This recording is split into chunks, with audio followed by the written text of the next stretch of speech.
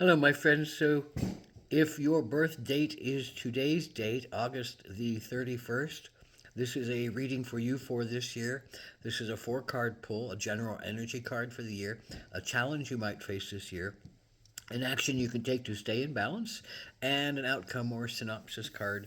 So, what is the general energy card for August the 31st, people? It is the mentor. So, what is the mentor but, the sage, the teacher, the guru, the one who has learned ultimately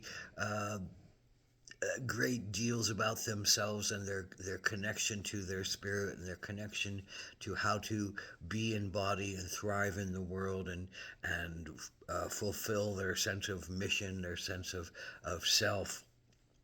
So the mentor is that teacher aspect of another person who might be coming to you, or the mentor might be an aspect of yourself that you are called to offer to someone this year.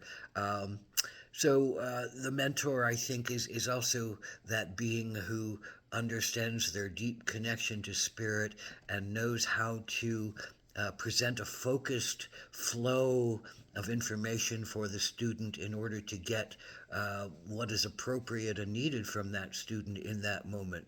The mentor might appear as someone who is aloof and cold, or someone who is positive and enthusiastic. The mentor might be any sense of being, especially when they know what it might take to get the student to learn some particular lesson that the mentor feels is needed for the student. So this is a year of being led to teachings by possibly someone else or by your own inner teacher that says you need to go and face this, you need to go and understand this, you need to go and rise above this thing to gain the greatest sense of yourself and your wisdom in conjunction with the universe. The mentor is also if the mentor forgets that they are in co-creation with spirit and thinks that they are the source of the wisdom,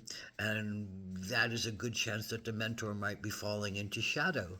And there's another side of this element to look at. Is your mentor, is the one who is talking to you, really the wisest being, or have they fallen into shadow and think that they're God and forget that they're connected to something bigger than that, and they're working toward a greater humanitarian understanding of things. So, what does that all mean for you? Challenge for you is the Knight of Swords. I think the challenge in this is, the Knight of Swords is generally someone who is so focused on learning something. Swords is about mental energy, studying, analysis. It's about communication. It's about in-depth studies. The Knight becomes someone who possibly fixates on something that they don't see a lot of other things around them that might be of importance to them, but they become very fixated and obsessed. So, what is the Knight of Swords about? Except studying something that really makes sense to you to study and pushes you and calls to you and says, this is what I want to learn, and this is where I want to go, and this is how I want to do it, and I don't really care about anything else. So, what is the challenge for that? Well, I think it is knowing that you have something that you want to do, but not being able to push yourself to do it for some reason, not being able to give yourself enough oomph to go and follow some dream that you have, some vision that you have about studying something. Maybe somebody is getting in your way and counseling. A mentor is counseling you to do something that is not in your highest good, but is more good for them. Maybe this is about your own need to have a mentor who will help you to see what is the most valuable path for you and put you on a more focused road ahead that might not feel so overwhelming to you. I think a lot of this might be the sense of feeling overwhelmed with the choices that are in front of you, given the circumstances that surround things, given the energies that are happening in the world or happening in your personal life, and that it just feels like, how do you purposefully move ahead towards something that feels right, but is being blocked on some level, whether it's by you or by someone else. Well, the action you can take is dog, and I think dog, ultimately stands for loyalty. Um, Maybe it's loyalty to another, but it's also loyalty to oneself. And I think there needs to be a loyalty to oneself that says, this feels right. This feels right to progress through. This study feels right for me to aim myself toward. I'm not going to give up on myself. I'm not going to go hide myself. I'm not going to run away from things. I'm going to commit to, even if I hate it for this moment, I'm going to commit to pushing through my hatred, pushing through whatever is the emotion that's blocking me, and going to do this thing that ultimately feels right to me, that my teachers are saying is right to me, and I need to commit myself to something deeper for my own highest good. And I think that's the loyalty that the dog often talked about. Be willing to go through the punishments that are required in order to be a good servant to yourself, a good, humble uh, provider to yourself, a good nurturer to yourself, a good protector of yourself. Because ultimately, that's what this is about, learning how to value yourself as your best friend.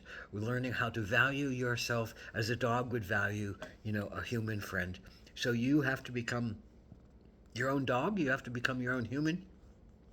You have to look out for yourself and take care of yourself in the deepest ways possible. You can't just think about it. You have to be able to feel into things, intuit into things, manage your time well, you know, will yourself to things that you don't necessarily want to do, but are necessary and right for you. So the dog is there to help you along the way, to be your sponsor, your advocate, to be your co-loyal partner that moves you in a positive direction.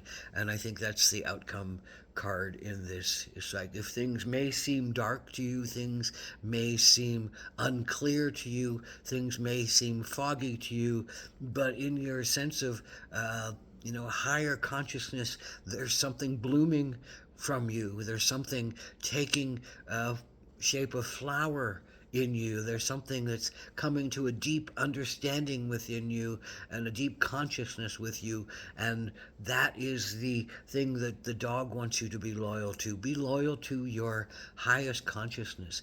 Be loyal to your greatest understandings. Be loyal to the